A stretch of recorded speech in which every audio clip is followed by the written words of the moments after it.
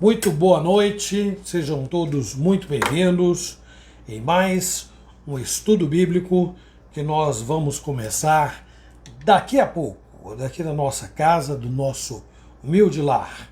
Já, cumprimento vocês aí nominalmente, tá bom, pessoal? Então já vamos aí cantar para receber você enquanto vocês entram.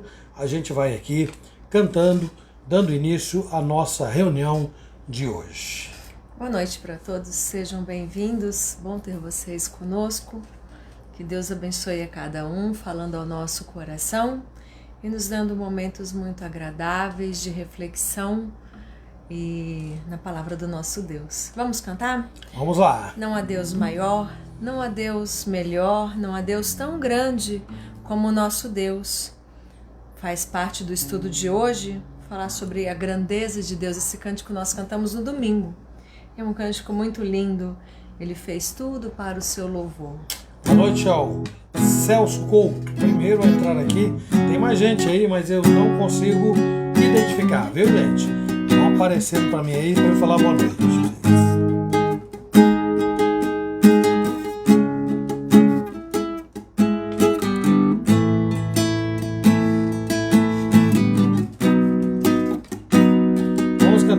Deus maior, vamos lá. Não há Deus maior, não há Deus maior, não há Deus melhor, não há Deus melhor, não há Deus tão grande como o nosso Deus.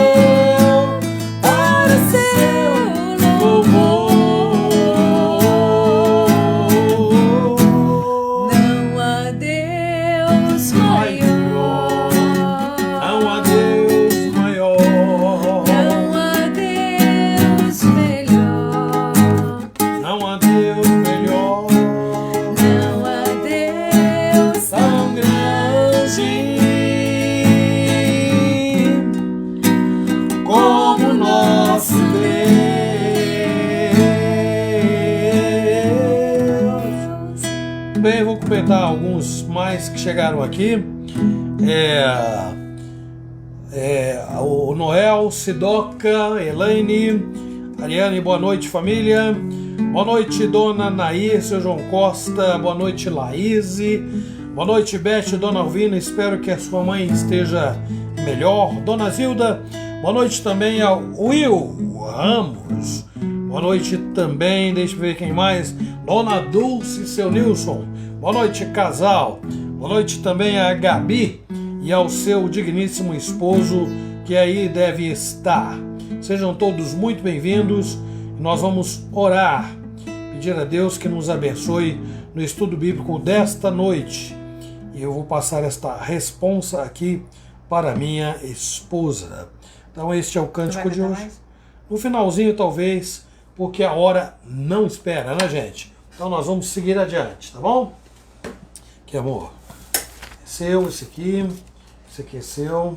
Guilherme, Damares, pequeno Gabriel, que aí estão, que Deus abençoe vocês. Vamos aí juntos, pessoal, com a graça de Deus até às 8h30, se Ele nos permitir. Então nós vamos orar neste momento. Se houver algum motivo aí, só vai dar para a gente orar lá no finalzinho, tá bom, gente? Agora nós vamos pedir a Deus que tenha misericórdia de nós e nos abençoe no estudo desta noite. Boa noite a Joaninha e também ao Lafayette, que aí acabaram de chegar. E a Maria de Jesus. Maria de Jesus, boa noite também. Então vamos todos orar, feche seus olhos e vamos conversar com o nosso Deus, pedindo a sua bênção sobre nós e nos ajudando no estudo desta noite. Senhor nosso Deus, amado Pai, Criador dos céus e da terra, glorificado seja o teu nome. Não há Deus maior, não há Deus tão grande, na verdade não há outro Deus além de ti. E nós glorificamos-te, Senhor, e rogamos que o Senhor nos ajude a estar no nosso devido lugar. Pequeninos, frágeis como nós somos, que haja no nosso coração, Senhor, reconhecimento de quem o Senhor é e da postura que nós devemos ter de reverência, de temor, de amor, de respeito diante de Ti. Ó Deus, seja com cada vida, cada casal, cada família conectada a nós ou conectado a nós neste momento. Abençoa-nos, Deus, falando ao nosso coração, transformando a nossa vida pelo poder que há na Tua palavra, sobretudo nos ajudando a Te conhecer melhor, conhecer exatamente como o Senhor se revela na Tua palavra. Nós imploramos que o Senhor seja conosco em mais este estudo, para a honra e glória do Teu nome e em nome de Jesus. Amém. Amém. Muito bem, Claudemir, boa noite, seja bem-vindo. Quem mais? A Sandra. Boa noite, Sandra, com quem eu tive o privilégio de conversar hoje, além de conversar também com a nossa irmã Sidoca, irmãos aqui de Bauru, não é? E agora tenho a oportunidade de falar com todos vocês através da nossa live desta noite. Então, sejam todos muito bem-vindos. Nós vamos aí ao versículo da semana e vamos assim ganhando tempo enquanto isso. Vamos lá. Muito bem. Essa semana nós estamos meditando em Isaías, no capítulo 41, versículo 10. Promessa de Deus para nós.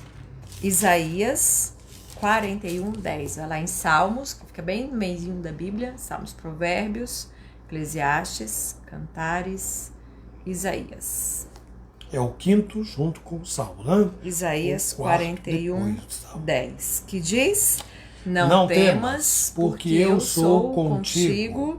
Não te assombres, porque eu sou o teu Deus. Eu te fortaleço, te ajudo e te sustento com a minha destra fiel. Isaías 41, 10. É isso.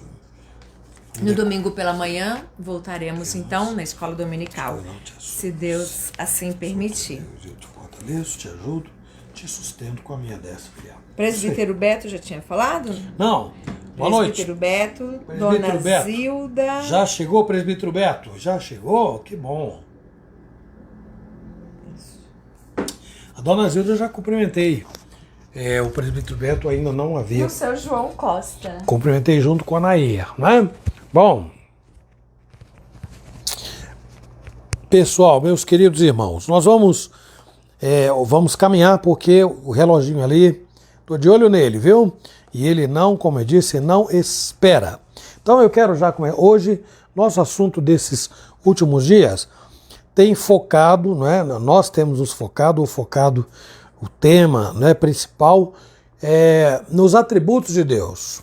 atributos de Deus. Aí cada quinta-feira nós nos concentramos em algum atributo de Deus. Na semana passada falamos sobre a presciência de Deus. E aí eu procurei orientar, procurei falar com você sobre o significado do termo e sobre a sua aplicação, né? Então, lembro-me de que nós falamos aqui que apesar de, basicamente, a expressão presciência, né, a palavra em si, significar saber antes, conhecer antes, basicamente eu disse, né? Então, nós enfatizamos que quando nós tratamos da presciência de Deus, nós estamos nos referindo a muito mais do que coisas, atitudes, circunstâncias. A gente sabe, qualquer um sabe, claro, obviamente, todos aqueles que creem em Deus sabem que Deus conhece tudo antes de acontecer, né? Conhece coisas, atitudes, circunstâncias, tudo, ele sabe. Mas quando nós estamos tratando da presciência de Deus, na semana passada enfatizei que estamos nos referindo a pessoas. E isso vai além, não é? Não apenas estamos tratando de pessoas, como nós também estamos falando da atitude de Deus de amar, de escolher e separar para a sua própria honra e glória pessoas de todas as partes do mundo que viveram, que vivem agora e que ainda viverão. Então isso nós procuramos deixar bem claro, porque é possível que alguém, ao ouvir falar de presciência de Deus, se limite a afirmar que Deus sabe de tudo antes que aconteça. Isso é um fato e é muito óbvio, ele é Deus.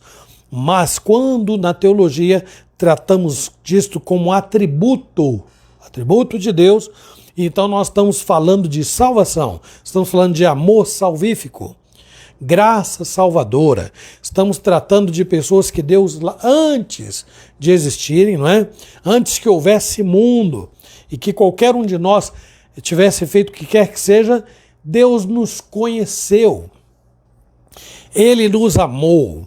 Ele teve misericórdia de nós quando nós sequer existíamos. Então, ele estabeleceu um propósito extremamente elevado para a nossa vida. Ou seja, qual é o propósito? Está em Romanos 8, 29. O 28 é muito conhecido, que sabemos que todas as coisas cooperam para o bem, aí sublinha a palavra bem daqueles que amam a Deus, que são chamados segundo o seu propósito. Aí o 29. O 29 vai nos ajudar a compreender o que significa esta presciência em relação a nós. Em relação às pessoas que Deus chamou, que separou, antes que existissem, antes que houvesse mundo. Será que daria para a gente... Bom, eu vou olhar aqui na minha Bíblia, porque a minha esposa está anotando vocês que chegam aí depois, e eu vou ler enquanto isto Romanos 8, 29, só para lembrar, gente, viu? O que está escrito lá? Abre aí a sua Bíblia, lá no texto de Romanos, que não é difícil de achar. Mateus, Marcos, Lucas, João, Atos, Romanos, né? Então o sexto. Mateus, Marcos, Lucas, João, Atos, Romanos. 8, 29. Diz assim, olha. Porquanto aos que de antemão conheceu, e aqui já está o significado de escolheu, porque olha só, tá junto aqui, ó.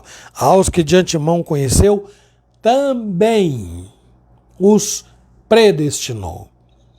Então, conheceu, né, também predestinou para serem... Aí está o detalhe, né? Então, o que é que Deus fez? O que é que a presciência de Deus tem a ver com as pessoas? Propósito de vida, para serem conformes, isso aí, conformes à imagem de seu filho, a fim de que ele seja o primogênito entre muitos irmãos. Então, este é o grande significado da presciência de Deus enquanto atributo de Deus. Então ele, antes que houvesse mundo, antes que existisse qualquer coisa que nós conhecemos hoje, antes que existisse qualquer pessoa, antes que Adão fosse criado. Então ele escolheu pela sua livre vontade, como diz Paulo em Efésios 1:11, como nós já lemos aqui reiteradamente. Hoje o nosso assunto é outro, tá? Ainda estamos ressaltando a grandeza de Deus, só que hoje a expressão é a supremacia de Deus. Então alguém queira, por favor, anotar para nós aí e nos ajudar. Na semana passada falamos da presciência e hoje vamos destacar a supremacia de Deus, ok? Então eu convido você que venha comigo aí mais este atributo e que vai nos ensinar muitas coisas boas e preciosas. Então vamos lá. O texto, são dois, na verdade, nós vamos ler agora no início. Jeremias 2:8 e depois o Salmo, que está mais fácil de achar, não é? Salmo 14, de 1 a 3. Então, Salmo, como minha esposa disse lá, Salmo, Provérbios, Eclesiastes, Cantares, Isaías, Jeremias. Então, esse é o 6º livro contando com o Salmo, tá? Ou o 5º depois do Salmo. Jeremias 2, versículo 8.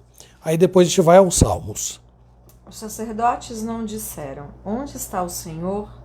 E os que tratavam da lei não me conheceram. Os pastores prevaricaram contra mim, os profetas profetizaram por Baal e andaram atrás de coisas de nenhum proveito.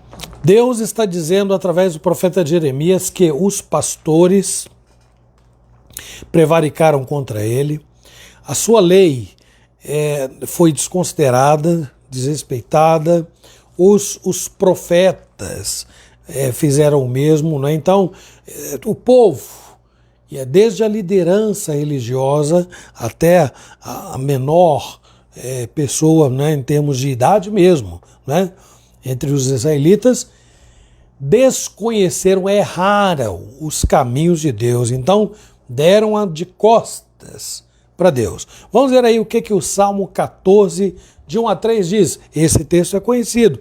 Ele é mencionado por Paulo em Romanos, do capítulo 3. Vamos lá. Salmo 14, de 1 a 3. Diz o insensato no seu coração: não há Deus. Corrompem-se e praticam a abominação. Já não há quem faça o bem.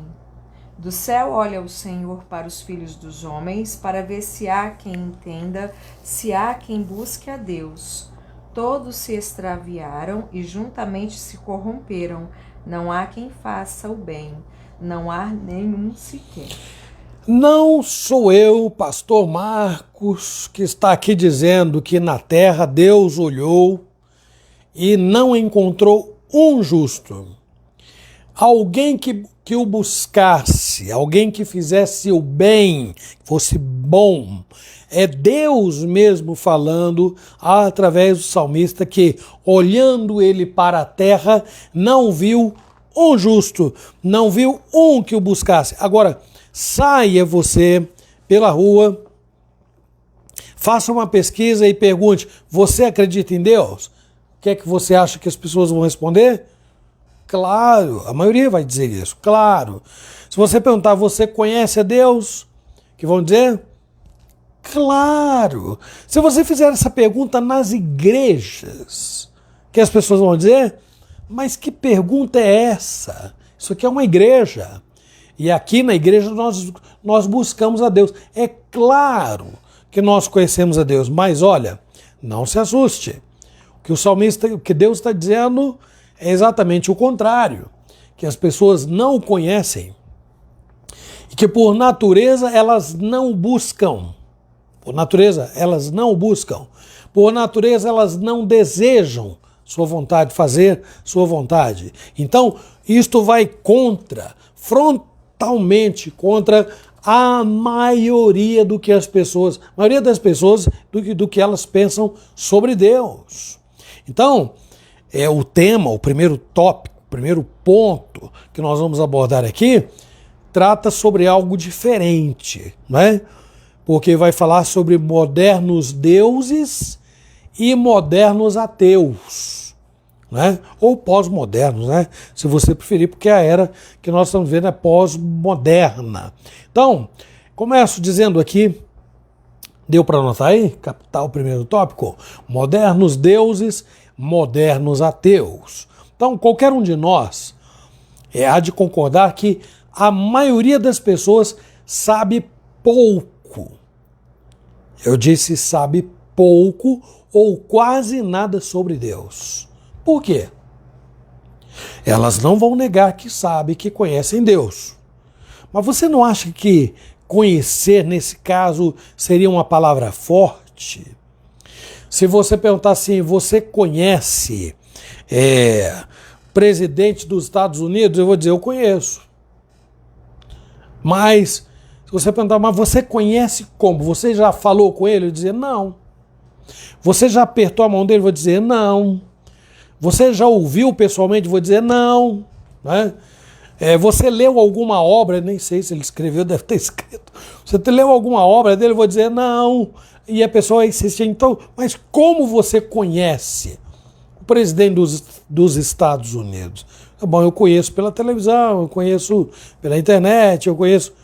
E eu vou te perguntar uma coisa, não é assim que muita gente conhece Deus?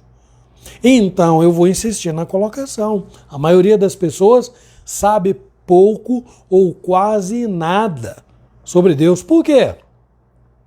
Respondo, geralmente, porque muitas informações recebidas acerca de Deus não procedem da Bíblia.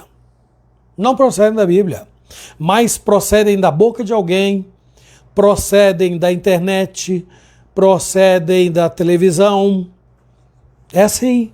Esse é o conhecimento que muita gente tem acerca de Deus. Então, quando é assim, aí não há outra conclusão. Há muita confusão, não apenas sobre quem Deus é, mas sobre a vontade de Deus e também, como é o assunto de hoje, não é? Muita confusão sobre o governo de Deus. Porque é muito comum imaginar Deus ou dar a Deus qualidades e características humanas, não é? Mas... Gabi colocou, né? Conhecem só de ouvir falar. Só de ouvir falar, é isso mesmo, Gabi. Obrigado pela contribuição. Como disse Jó, nós vamos ler texto de Jó aqui depois, mais adiante, não é? Quando ele diz lá no finalzinho, antes eu te conhecia só de ouvir falar. Então vamos ver o que salmista, Deus dizendo, né? Lá no Salmista 50, versículo 21. O que é que diz aí? Quer uma ajudazinha? Vamos lá. Salmo 50, 21. Tens feito estas coisas e eu me calei. Pensavas que eu era teu igual, mas eu te arguirei e porei tudo à tua vista. Deus está dizendo, você me humanizou. Você me humanizou. Você pensou que eu era como você. Não, eu não sou teu igual. Não é? Ou eu não sou seu igual. É importante a gente lembrar desse texto aí, quando nós estamos falando de Deus, quando estamos reunidos para cultuar a Deus, lembrar que nós pensamos que conhecemos a Deus. Deus está dizendo assim, você pensava que eu era como você. Não, não sou. Bom, muitos pensam que Deus age por emoções. Não é? Quando a gente lembra de manifestações de juízo de Deus, tem-se a impressão de que Deus estava muito bravo, assim, carrancudamente, né? Agindo de maneira, aquela ira que se parece com a ação humana, que faz a pessoa ficar vermelha que nem camarão ou pimentão. Tem pimentão verde, mas tem pimentão vermelho, como tem pimentão amarelo, né? Então, vermelho como camarão ficou melhor. Laranja? Tem pimentão laranja também. Ah, então tem 4 cores, né? Então é melhor usar o camarão, que camarão é vermelho mesmo, né? Ou tem camarão de outra cor? Eu não conheço. Aí tem rosa também. Ô, meu pai, tá difícil o negócio aqui. Então, vermelho como uma rosa, mas aí o exemplo ficou ruim, porque a rosa é uma coisa tão dócil, não é? Só que vermelho de raiva, já viu? O olho ficar vermelho, com sangue no olho, alguém usa essa expressão de raiva. Aí você pensa, o dilúvio. Deus ficou muito irado, mandou o dilúvio. Deus ficou irado, mandou fogo sobre Sodoma e Gomorra. Deus ficou irado. O que mais ele fez? Bom, tantas coisas, nas pragas do Egito e tantas outras coisas mais, que aí a gente pode humanizar Deus. Imaginar Deus como nós ficamos irritados, mas não. Claro que Deus fez isso porque ele manifestou sua ira, não é? A condenação eterna é manifestação de ira. Tem alguma coisa para dizer para mim aí, amor? Não?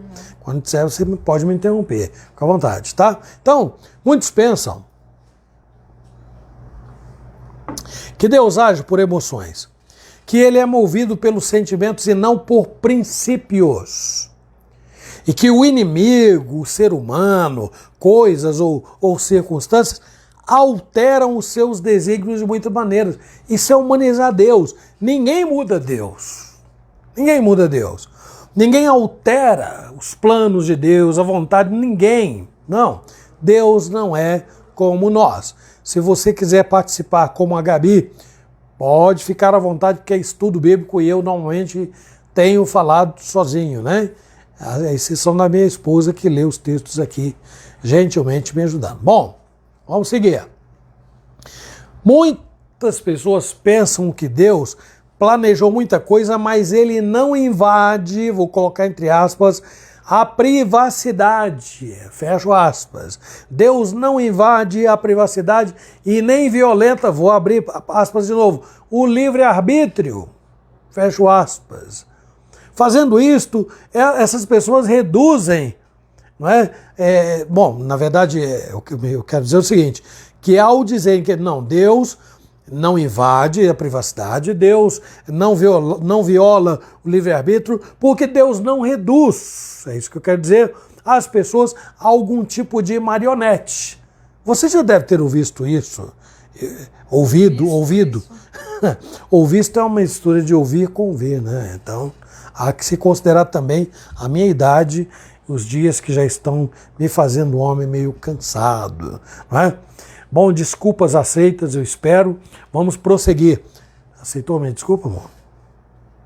Oh, a minha esposa não falou nada, quer dizer que ela concorda. Então, quando as pessoas falam e fazem isto, elas acabam diminuindo a eficácia. Isso aí também é o mesmo grupo de pessoas. Diminui a eficácia do sangue de Cristo e a ação do Espírito Santo. Como é que elas fazem isto? Primeiro, dizendo que Deus não viola o livre-arbítrio, não viola a liberdade que as pessoas têm de tomar decisões, não viola a sua privacidade, como eu disse, e também agora elas fazem algo ainda pior, porque aí diminui a eficácia do sangue de Cristo e a ação do Espírito Santo. Como?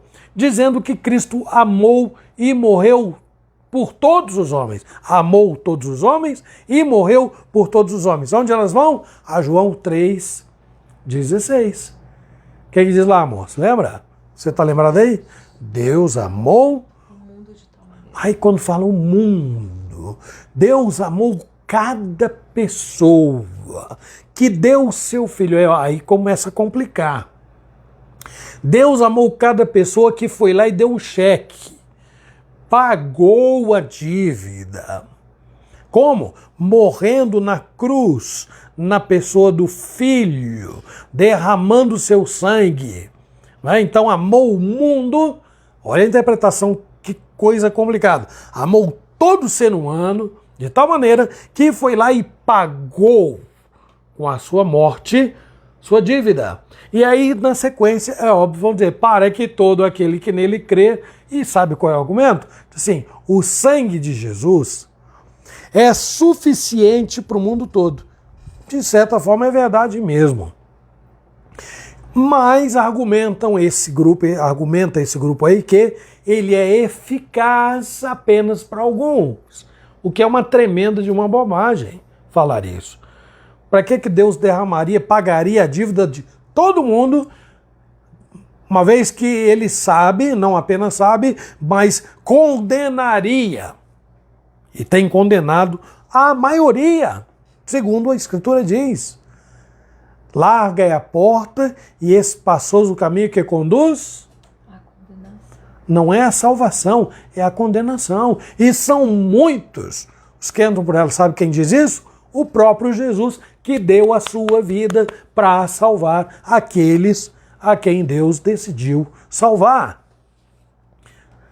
Por amor, por misericórdia, por favor. Então, aí a coisa fica também mais complicada. O Gilson colocou a referência de João 3,16 e colocou o grupo Transformação, entre aspas. Opa, grupo Transformação e João 3,16. A gente cantava, porque Deus amou o mundo de tal maneira que deu o seu Filho unigênito para que todo aquele... Ô Gilson, memória boa, hein, rapaz? Tirou lá debaixo do baú. Nem no fundo né?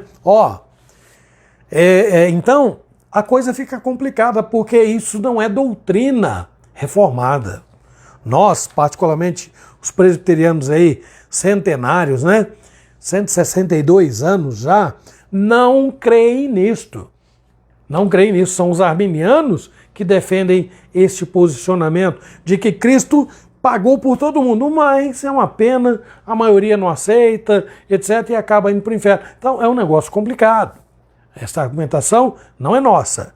Nós defendemos que aqueles a quem Deus elegeu, Deus também enviou o seu Filho para pagar a dívida por eles. E num dado momento da sua vida, Deus enviou o Espírito Santo para que, agindo no coração dessas pessoas por quem Cristo morreu, então elas fossem transformadas e ressuscitadas espiritualmente e tivessem fé e confessassem a Cristo como seu Salvador. Quando alguém defende o contrário, então enfraquece, para não dizer que invalida a obra de Cristo, como também invalida a obra do Espírito Santo, considerando assim, não, o que Deus faz é fazer uma oferta para o ser humano de salvação.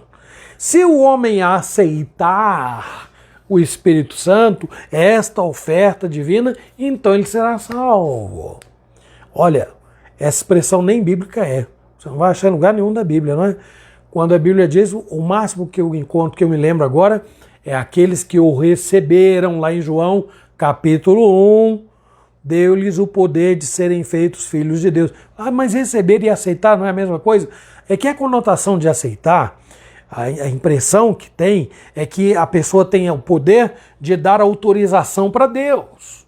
Deus, pode entrar na minha vida, eu deixo, pode vir. Não funciona deste jeito. Eu não sou maior do que Deus e nem melhor do que eles. Então, para este grupo de pessoas, é inadmissível qualquer ideia de Deus estar no controle de cada detalhe da salvação de alguém. Para mim não é. Não é. Abra-se a Bíblia e você vai ver. Então, tratando da supremacia de Deus, eu não terei nenhuma dificuldade em dizer, ele veio a mim porque ele me amou, porque ele decidiu fazer isto, embora eu não merecesse. Então, esses pensamentos sobre Deus e a verdade bíblica sobre ele são como comparar. Esse pensamento que eu pus aí, arminiano, é como comparar uma vela acesa à luz brilhante do sol do meio-dia. Não precisa falar mais nada, né? A maioria perdeu a noção. Mesmo numa escola dominical, com a Bíblia nas mãos, ou em alguma tribuna ou púlpito de igreja, em alguma conferência teológica, tem muita gente que perdeu a noção de quem é Deus, do que ele pode fazer. Parece muito mais confortável acreditar em algum tipo de Deus humanizado, né? Do tamanho e nos moldes da pequena e limitada mente humana, a imagem e semelhança do ser humano. É muito mais cômodo. Então, será difícil crer em Deus, que é Senhor sobre tudo e sobre todos, que tem a supremacia, de fato, para nossa mente, é incapaz de entender muitas coisas. Por isto é que o nosso relacionamento com Deus, Senhor absoluto, se dá pela fé. E não porque eu entendi tudo e porque não entendo Deus. Eu entendo Deus. Tem que dar dar um desconto para Deus aí quando manda alguém para o inferno. Porque Deus assim, o que Deus vai fazer? Né? A pessoa não quis, Deus não pode fazer nada. Não funciona assim. Então, enquanto uns fabricam deuses de madeira, de pedra, de ferro, ouro ou bronze, lembra do tópico nosso aqui, né? Modernos deuses, modernos ateus. Enquanto alguns fabricam deuses de madeira, de pedra, de ferro, de ouro, de bronze ou de qualquer outra coisa, outros tantos, cuidado você que diz que conhece Deus, outros tantos fabricam deuses que estão dentro dos limites da sua própria consciência. Esse é o Deus humanizado, que não tem nada a ver com Deus. Né? Então a realidade é muito mais cruel do que se pode imaginar. Há muito mais ateus no mundo do que nós pensamos. Porque quando a credulidade de alguém está centrada em algum tipo de Deus que não está descrito ou revelado na Bíblia, então esse alguém está negando o único e verdadeiro Deus. É uma pena, porque ao falar eu conheço Deus e ao ter que apresentar a Deus, desfigurar o Deus que está descrito na Bíblia, então esta pessoa está dizendo claramente que ela nunca conheceu a pessoa de Deus. Nunca. E logo ela nega. E logo é mais um ateu dentre tantos. Só que não é um ateu declarado. Né? Eu nego. Não, eu não creio em Deus. Não. Há muitos ateus não declarados. E aí estão os ateus pós-modernos. Aqueles que dizem conhecer, mas de fato não sabem quem é Deus. Segundo ponto. Anota aí para mim, por favor, amor. O poder de Deus sobre a sua criação. Esse é o ponto central do nosso assunto de hoje, que fala sobre a supremacia de Deus, não é? Então, a Bíblia usa a figura de um oleiro para mostrar o poder que Deus exerce sobre tudo. Vamos lá, amor. Romanos 9, 20 a 24. E depois o Salmo 2, versículo 9.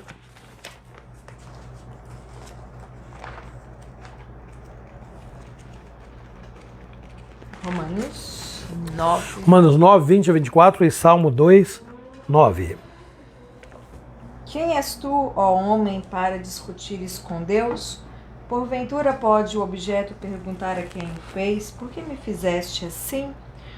Ou não tem o oleiro direito sobre a massa para do mesmo barro fazer um vaso para a honra e outro para a desonra?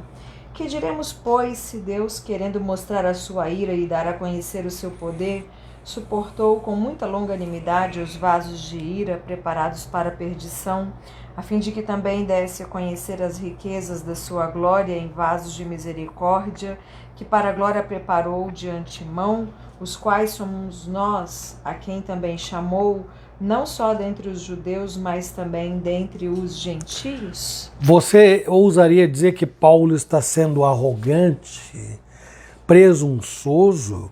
Paulo conheceu a Cristo, Paulo conheceu a pessoa de Deus e ele está falando de Deus com muita naturalidade.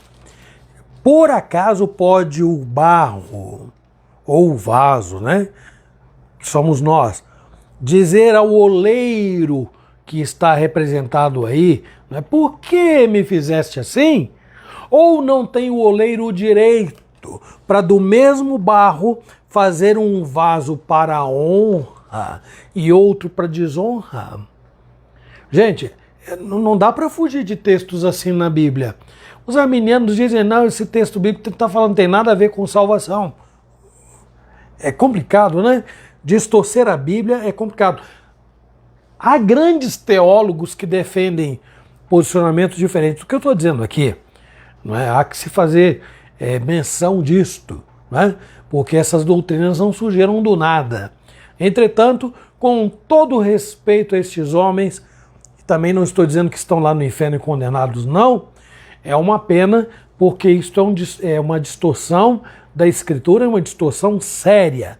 E se nós já temos dificuldade para conhecer Deus, então vamos ter muito maior dificuldade quando nós formos mal instruídos. Salmo 2, versículo 9, que diz lá: Com varas de ferro as regerás e as despedaçarás. Falando de Deus. Como um vaso de oleiro. Com vara de ferro as regerás nações e as despedaçarás como um oleiro. Então, ainda que todas as forças, isso aqui, ó, pense nisso. Ainda que todas as forças do universo, visíveis e invisíveis, se unissem para enfrentar e subjugar Deus. Então tá bom. Assim, eu discordo do inferno, acho que o inferno não existe. Então, já que ele existe, vamos enfrentar Deus. Quem concorda comigo, junte-se a mim. Vamos enfrentar Deus.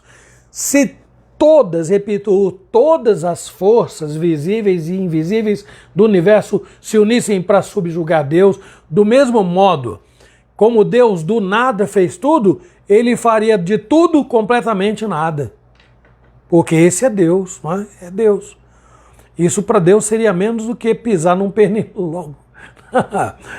Veja o que o Salmo 2, de 1 a 5 nos diz. Vamos lá, amor.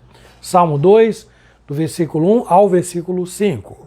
Porque se enfurecem os gentios e os povos imaginam coisas vãs, os reis da terra se levantam e os príncipes conspiram contra o Senhor e contra seu ungido, dizendo: rompamos os seus laços e sacudamos de nós as suas algemas. Ri-se aquele que habita nos céus, o Senhor zomba deles. Na sua ira, a seu tempo, lhes há de falar, e no seu furor os confundirá. Deus é como oleiro, minha gente. Tudo toma e tomará forma nas mãos dele. Ele é o oleiro. O barro é que é subjugado e é utilizado pelo oleiro para os fins que o oleiro desejar. Então isso é supremacia. Então nós vamos ver aí mais dois textos. Um está em 1 Crônicas 29, 11 e 12. 1 Crônicas 29, 11 e 12. Se puderem ajudar a Márcia, podem escrever aí, tá bom? A não ser que ela... Já colocou, tá bom. Obrigado. 1 Crônicas 29, 11 e 12. Teu, Senhor, é o poder, a grandeza, a honra, a vitória e a majestade, porque teu é tudo quanto há nos céus e na terra. Teu, Senhor, é o reino e tu te exaltaste sobre chefe sobre todos.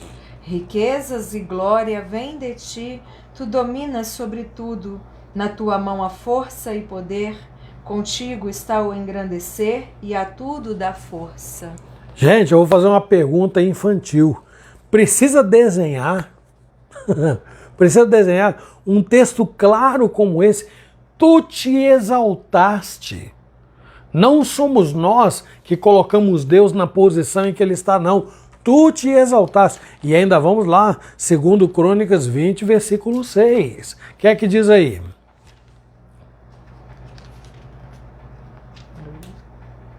Tá difícil aí, amor? Quer uma mãozinha? Eu estava anotando que tia Lala chegou. Boa noite, Lala, né? Vamos em frente, ó. 2 Crônicas 20, versículo 6. Agora sim. E disse: Ah, Senhor, Deus de nossos pais, porventura não és tu, Deus nos céus?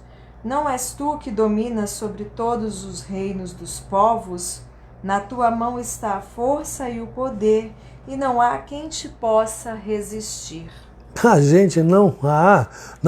Então, Deus está acima dos poderosos, dos reis da terra. Ele domina sobre tudo. Agora, observe a profundidade das palavras que foram ditas por Jó no capítulo 23, versículos 10 a 13. Jó 23, 10 a 13. Mas ele sabe o meu caminho, se ele me provasse, sairia eu como o ouro.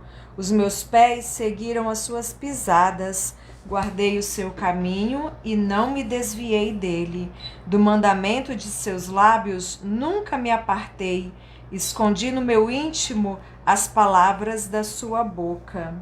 Versículo 13. Mas se ele resolveu alguma coisa, quem o pode dissuadir?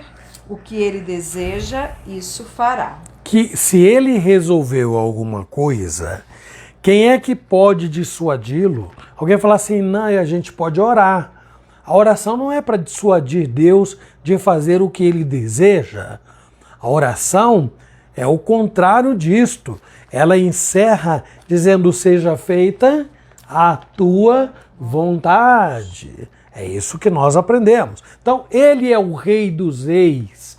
Ele é o Senhor dos Senhores. Presidentes, reis, papas, imperadores, homens poderosos da terra, do mundo inteiro e de toda a história, são diante de Deus como gafanhotos, pequenos, sem força. Não podem se comparar ao Rei dos Reis, ao Senhor dos Senhores. Deus não é como um herói imaginário tirado das páginas de um livro qualquer ou das telas de cinema, não. Lembre-se daquelas conhecidas palavras ditas por Jó, diz que nós íamos falar aqui, Gabi, está aí.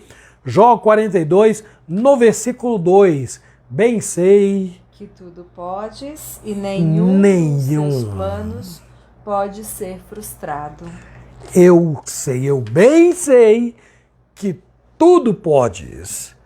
E mais, nenhum dos teus planos pode ser frustrado. E lá ainda Provérbios 21, versículo 1, que diz lá, amor? Como ribeiros de águas, assim é o coração do rei na mão do Senhor. Este, segundo o seu querer, o inclina. Se tiver que reclamar, vai direto falar com Deus, não é?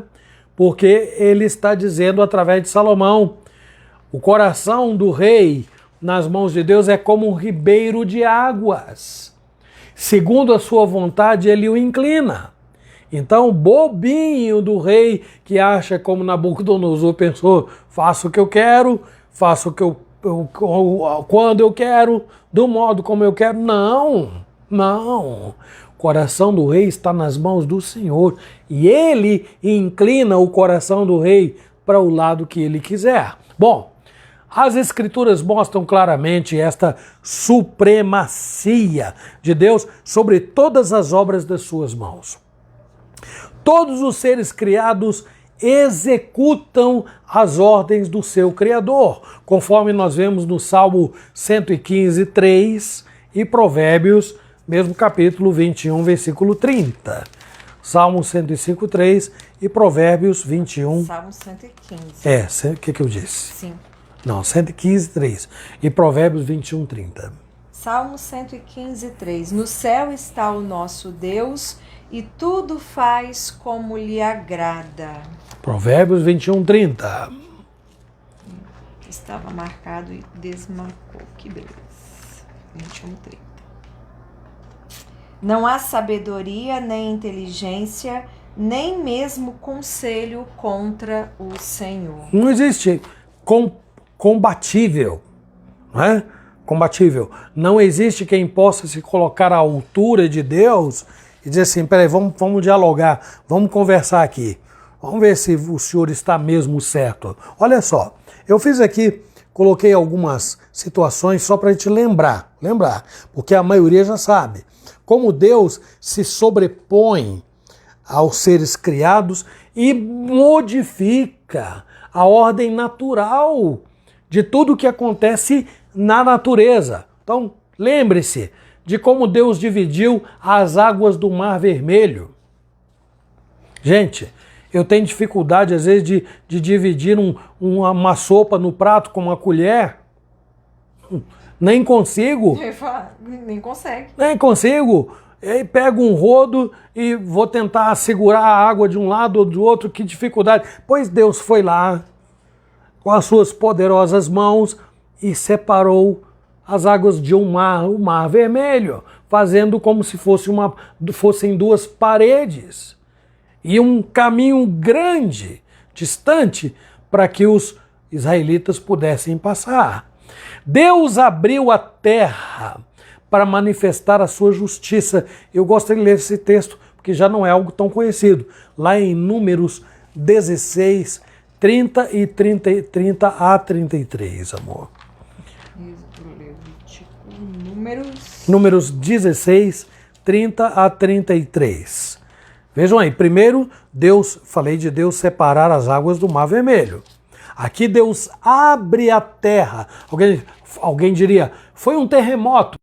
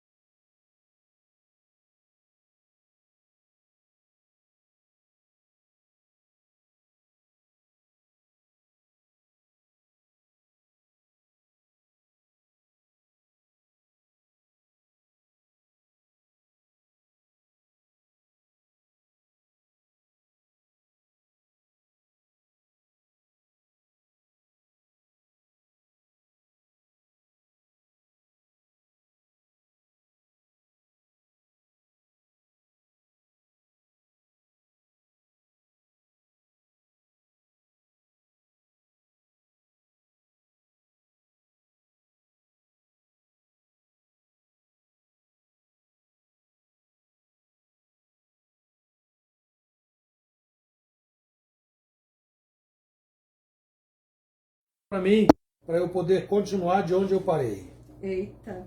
E agora? O texto. Vamos lá, o som voltou agora, né? O som voltou? Só fala para mim de onde eu parei para eu continuar. E aí, alguém? A Sulamita. Aí, tem que ler novamente números. Beleza, Gabi, vamos ler novamente. Obrigado, Gabi. Vamos lá. Números 16, 30 a 33. Nossa, ele falou. Mas se o Senhor criar alguma coisa inaudita... Só um minutinho, vou repetir como eu falei antes. Moisés está falando. Moisés está dizendo, se o Senhor mudar a ordem natural... Se o Senhor criar alguma coisa inaudita e a terra abrir a sua boca e os tragar com tudo que é seu e vivos descerem ao abismo... Então conhecereis que estes homens desprezaram o Senhor. E aconteceu... Então primeiro Moisés avisou, se acontecer de Deus, né, fazer algo extraordinário e a terra se abrir, agora, observe. Então vão conhecer que esses homens desprezaram o Senhor. Exatamente. E aconteceu que, acabando ele de falar todas essas palavras... A terra debaixo dele se fendeu, abriu a sua boca e os tragou com as suas casas, como também todos os homens que pertenciam a Corá e todos os seus bens. Eles e todos os que lhe pertenciam desceram vivos ao abismo. A terra os cobriu e pereceram no meio da congregação. Eles estavam no meio do povo de Israel. Moisés, eles tinham pecado contra Deus, mas ele falou assim, se Deus fizer isso, então ficará provado que vocês se revoltaram, pecaram, desobedeceram, etc e tal. Então tá aí, né? Outra coisa que Deus fez, quando o povo de Israel lutava contra os amalequitas, Deus fez com que o sol se detesse durante um dia inteiro. Está registrado em Josué, mas não precisamos ler. Deus mandou corvos alimentarem o profeta Elias. Deus fez um martelo flutuar através do profeta Josué. Deus fechou a boca de leões para preservar a vida do seu servo, o profeta Daniel. Deus impediu que o fogo queimasse Sadraque, Mesaque e Abednego. São maneiras de Deus agir mudando a ordem natural das coisas da própria natureza. Viu, gente? Então, mostra a supremacia de Deus sobre os seres animados e inanimados, tá bom? Então agora vamos para o último tópico, terceiro e último tópico, que será a nossa conclusão. A vontade preceptiva desobedecida. Quando a vontade de Deus é desobedecida, isso não anula a supremacia de Deus. Por quê? Os preceitos registrados na Escritura, né? Então, preceito está aqui, ó, né? Aqui registrado aqui, apontam os melhores caminhos, as melhores decisões, o bem, o mal, os piores caminhos, as piores decisões. Indicam, preceito indica, preceito educa, preceito instrui. Então, por serem preceitos, são passivos de serem desobedecidos. Falei outro dia aqui, é diferente de decretos. Diferente. Preceito é diferente de decreto. Então, os nossos equívocos, as nossas escolhas via de regra, ressaltam o quê? Que Deus é limitado? Não. Ressaltam a nossa fragilidade e a nossa necessidade de sermos guiados, de sermos governados, de sermos dirigidos. Porque nós somos propensos muito mais a cair do que a permanecer em pé. Então não é incomum colocarmos muitas coisas importantes e boas para nós por causa das escolhas que nós fazemos, né? Mas o conhecimento adequado de Deus, o conhecimento de sua vontade revelada nas Escrituras, a observância dos seus princípios é que salva a nossa vida. Eu vou ter que reler esse parágrafo porque eu acho que eu fiz, eu escrevi e eu não entendi, olha que coisa. Então não é incomum nós colocarmos muitas coisas importantes e boas para nós, sim, considerarmos importantes por causa das escolhas que nós fazemos, né? Estabelecemos como boas e importantes para nós. Entretanto, quando e por que é que elas ficam comprometidas? Porque quando o conhecimento adequado de Deus, o conhecimento da sua vontade revelada nas Escrituras e a observância dos seus princípios são deixados de lado, perdemos a nossa vida.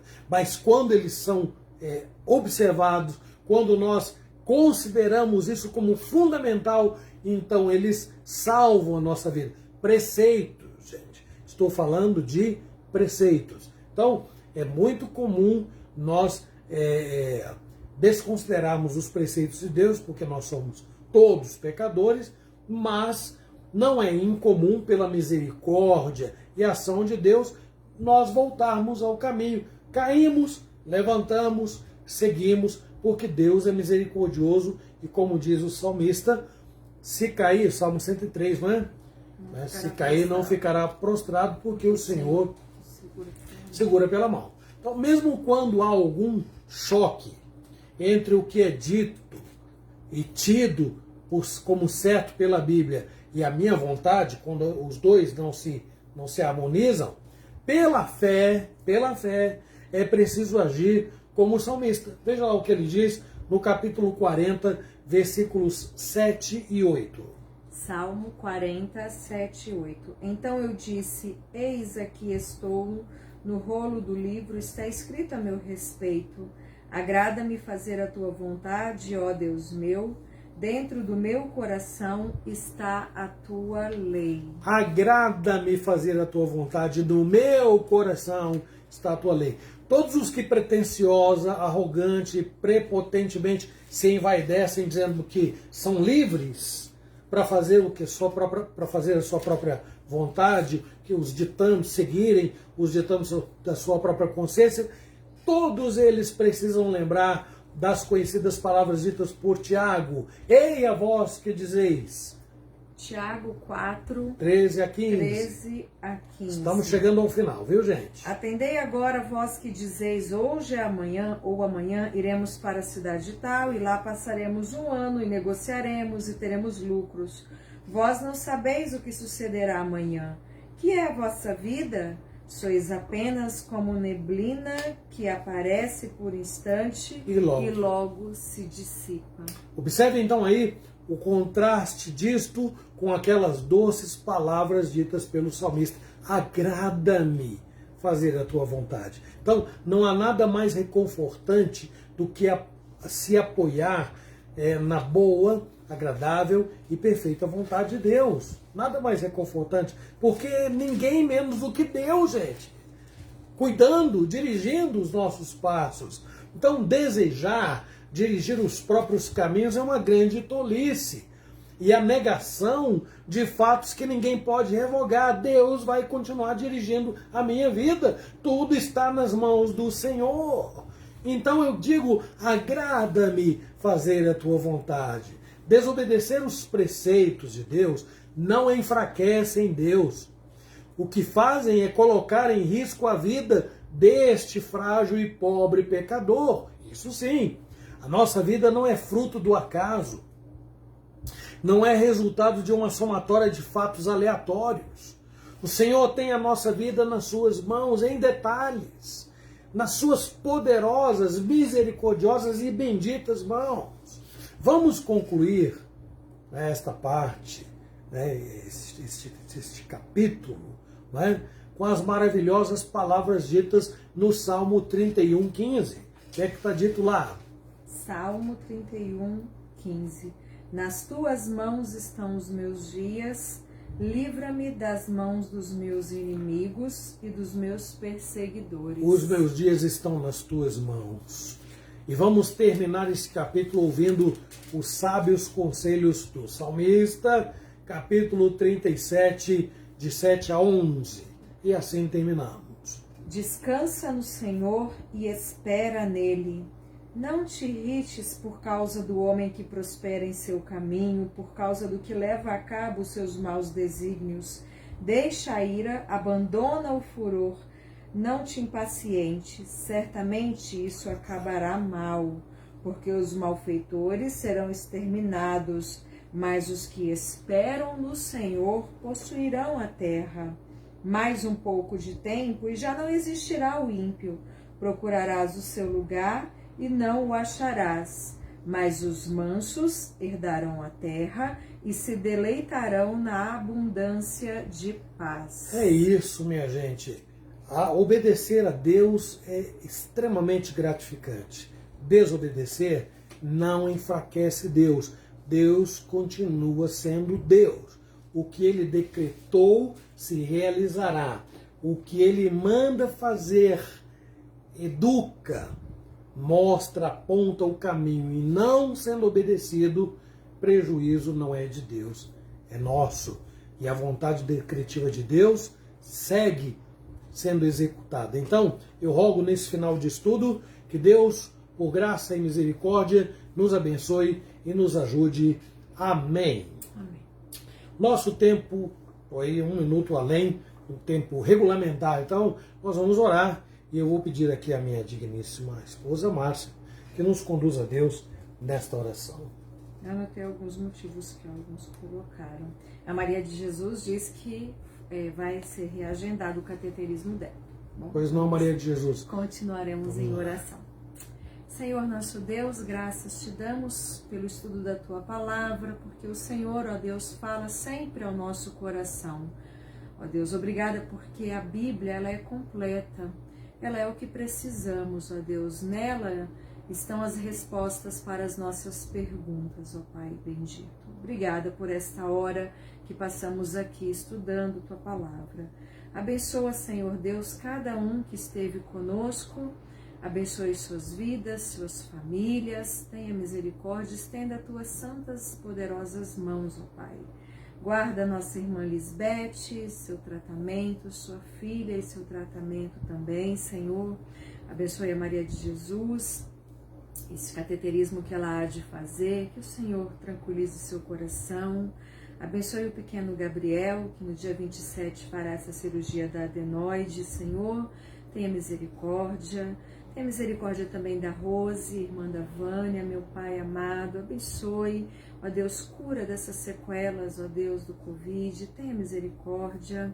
Obrigada pela Camila, sobrinha da Joaninha, ó Deus, que teve alta, já está em casa. Nós te damos graças e rogamos pela Camila, Senhor, prima do Celso, que o Senhor, ó Deus, tenha misericórdia dela, que enfrenta pela segunda vez mais um câncer, Senhor Deus.